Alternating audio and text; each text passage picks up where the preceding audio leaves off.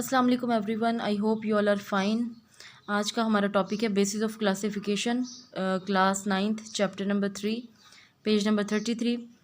सबसे पहले तो बेसिस ऑफ क्लासिफिकेशन के बारे में बता दूं कि आपको अगर शॉर्ट क्वेश्चन के तौर पे आता है तो 2 मार्क्स का आ जाता है और उसका आंसर ये पहले पैराग्राफ में से हमें मिल जाता है। ठीक है, डेफिनेशन भी और एग्जाम्पल भी। अगर ये 5 मार्क्स का आता है और पीछे जैसे आपकी एक्सरसाइज में भी है कि ये 5 नंबर का उन्होंने लॉन्ग क्वेश्चन बना के दिया हुआ है, तो उसके अंदर फिर हमने ये दोनों पैराग्राफ्स ऐड कर देना। ठीक है, सबसे पहले इसकी डेफिनेशन देखते थे। बेसिस ऑफ क्लासिफिकेशन क्या है? क्लासिफिकेशन आपने पढ़ लिया कि ऑर्गेनिजम्स को ग्रुप और सब ग्रुप में डिवाइड किया जाता है ताकि उनकी सिमिलैरिटीज़ और डिफरेंसेस का पता चलाया जा सके। Classification is based on the relationship among the organisms and such relationship is got through the similarities in the characteristics.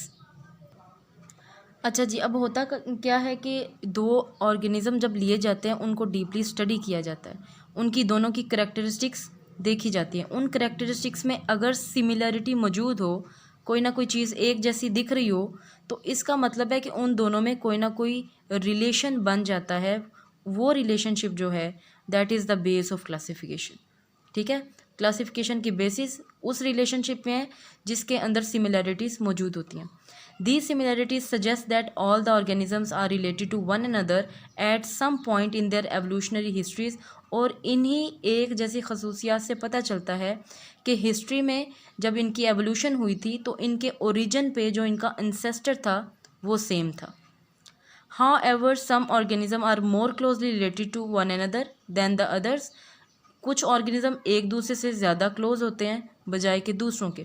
अब यहाँ पे एग्जांपल है, इसके ऊपर एक छोटा सा बॉक्स बना लें। अगर आपको बेसिस ऑफ क्लासिफिकेशन की डेफिनेशन आती है तो शुरू से लेकर आप एवोल्यूशनरी हिस्ट्रीज तक इसकी डेफिनेशन करेंगे। हाउ एवर वाली लाइन अगर ना आप ना भी करें तो कोई मसला नहीं, इतनी डेफिनेशन होगी। उसके बाद example, sparrows are more closely related to pigeons than the insects.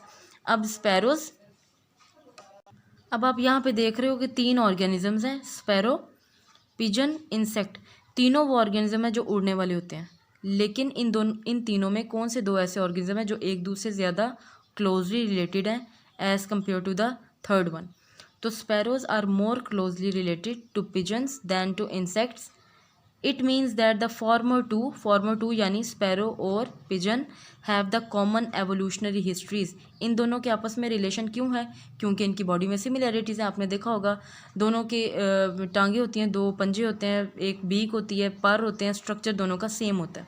ठीक है जी, तो यहाँ से आपको पता चल गया होगा कि सिमिलैरिटीज़ की बेस में पिजन और इंसेक्ट के दरमियान में जो रिलेशनशिप बन गया that is the base of the classification. ठीक है, ये मकसद था कि जिसने बायोलॉजिस्ट को जो है ये कहा, मतलब इस चीज़ पे मजबूर किया कि वो ग्रुप्स और सब ग्रुप्स में बनाकर इनको स्टडी करें, और इसका इनको फ़ायदा भी हुआ। ठीक है, when biologist classify organism into groups and sub groups the similarities are seen in external and internal structure and stages of development.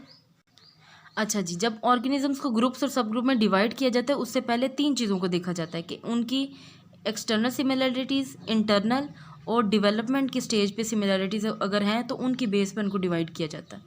Modern genetics provide another types of information to taxonomist. अब ये कौन सी information थी? इससे पहले मैं आपको 2 points बता देती हूँ कि ये जो सिमिलैरिटीज़ हम पढ़ रहे हैं ये 2 तरह की होती हैं। एक तो होती है स्ट्रक्चरल सिमिलैरिटी, ठीक है, दूसरी होती है bio chemical similarity. Structure similarity जैसे कि कोई भी ऑर्गेनिज्म है, फॉर एग्जांपल रेप्टाइल है, बर्ड है, मैमल है, उनके स्ट्रक्चर एक जैसे होंगे, उनकी साख्त में, उनकी शेप में कोई ना कोई चीज़ एक जैसी होगी। ये हो गया स्ट्रक्चरल। बायोकेमिकल का मतलब है कि ऐसे कंपोनेंट्स या ऐसे मॉलिक्यूल जो बॉडी के अंदर मौजूद होते हैं, फॉर एग्जांपल ब्लड की बात ले लें या डीएनए की बात कर लें, इन दोनों के दरमियान में सिमिलैरिटीज़ का पाया जाना बायोकेमिकल हो गया। ठीक है, ये दोनों अल्फाज तो आपके इधर इस्तेमाल नहीं हुए, लेकिन ये पूरा पैराग्राफ जो है वो इन 2 वर्ड्स के ऊपर बेस है।